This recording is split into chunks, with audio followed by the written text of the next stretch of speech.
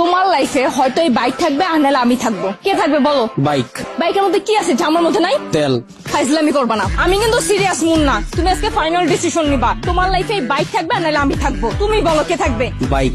এত যে bike bike করতেছো, কি পাইছে বাইকের মধ্যে? হ্যাঁ, যা আমার মধ্যে নাই? ব্রেক। ব্রেক মানে? আমার এই বাইকের ভিতরে একটা ব্রেক আছে, ব্রেকটা যখন চাপ দেই ও থাইমা যায়, কিন্তু তোমার ভিতর কোনো ব্রেক নাই। তোমার থামতে বললে তুমি থামো না। তোমার সাথে রিলেশনে আসার পর থেকে বলতে পারবা কোনো কিছুতে তোমার আমি থামাইতে পারছি? আমার কোনো কথা এখন পর্যন্ত তুমি শুনছো বা আমার কোনো কথার দাম দিছো বলতে পারবা? কিন্তু ও শুনছে, ওর মধ্যে একটা ব্রেক আছে। ওরে যখন আমি চাপ দেই, ওরে যখন আমি থামতে বলি, ও থাইমা যায়, কিন্তু তুমি থামো না। তোমার আমি থামাইতে পারি না। তোমারে যখন কোনো কিছুতে না করি, তুমি আমারে উল্টা প্রশ্ন করো, এইটা কেন করব, ওইটা কেন করব। এই, ও কি কথা বলতে পারবে যে ও তোমাকে প্রশ্ন করবে? এইটাই তো আমার সুবিধা।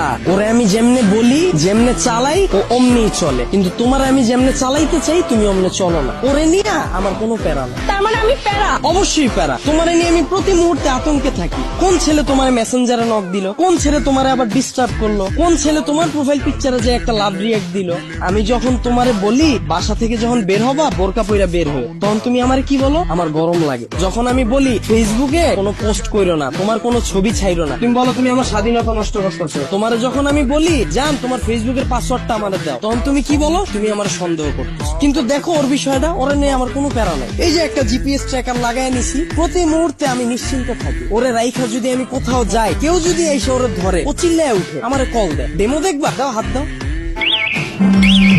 এই যে কল চলে আসছে। আবার তুমি দেখো, যদি আমার কোনো ফ্রেন্ড বা আমার কোনো কাজিন আমার এই বাইকটা নিতে চায়, আমি নিশ্চিন্তে দিয়ে দিই। কারণ কি বলতো, আমার এই জিপিএস ট্র্যাকারের ভিতর লোকেশন সেট করা যায়, ও কতটুকু এরিয়ার মধ্যে থাকবে। আমার ফ্রেন্ড যখন এটা নিয়ে যায়, আমি একেবারে নিশ্চিন্তে ঘুমাই। কারণ এরিয়ার বাইরে গেলে আমার বন্ধু যাবে, কিন্তু ও যাবে না। ও কতটা লয়াল একটু চিন্তা করো। কিন্তু তোমার দিকটা একবার দেখো, আমি যদি তোমারে রাইখা বিদেশে যাই, সুরঙ্গ ছবির মতো আর ফান্নিশের মতো অবস্থা হইব আমার। দেশে এসে কি দেখুন জানো, আমার বন্ধু তোমারে নিয়ে বাইকে গেছে। এখন তুমি বল, বাইক রাখলে ভালো হবে না গার্লফ্রেন্ড? এত যে বড় বড় কথা বলতাছো, আমাকে নিয়ে লাস্ট কবে বের হইছো মনে আছে তোমার? তোমারে নিয়ে বের হয়ে আমার কোনো লাভ আছে? তোমারে নিয়ে বের হইলে 8-10টা মেয়ে যদি তাকায়, তাও মুখ ফিরিয়ে যায়। চিন্তা করে, এটার লগে তো একটা আছে। কিন্তু যদি আমার এই বাইকটা নিয়ে বের হই, 8-10টা মেয়ের সিরিয়াল লেগে যায়। এখন তুমি বল, তোমারে চুজ করা ঠিক হবে না আমার বাইকটাকে? এত যে বাইক বাইক করতেছো না, এই বাইক একদিন তোমার জীবনটা খাইবো। তাও ভালো, ভিতরে কোনো কষ্ট থাকবো না, গেলে গা একবারে জামুগা। মানে? তোমার লগে রিলেশনে যাওয়ার পর থেকে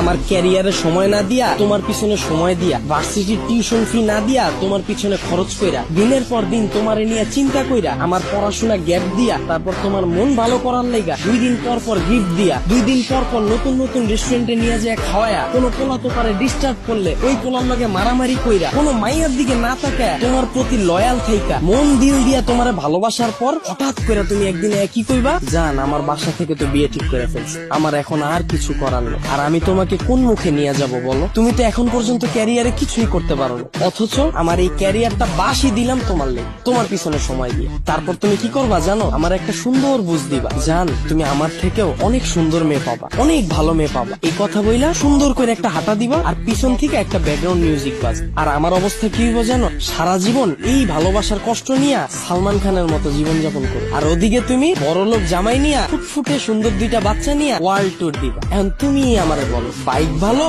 না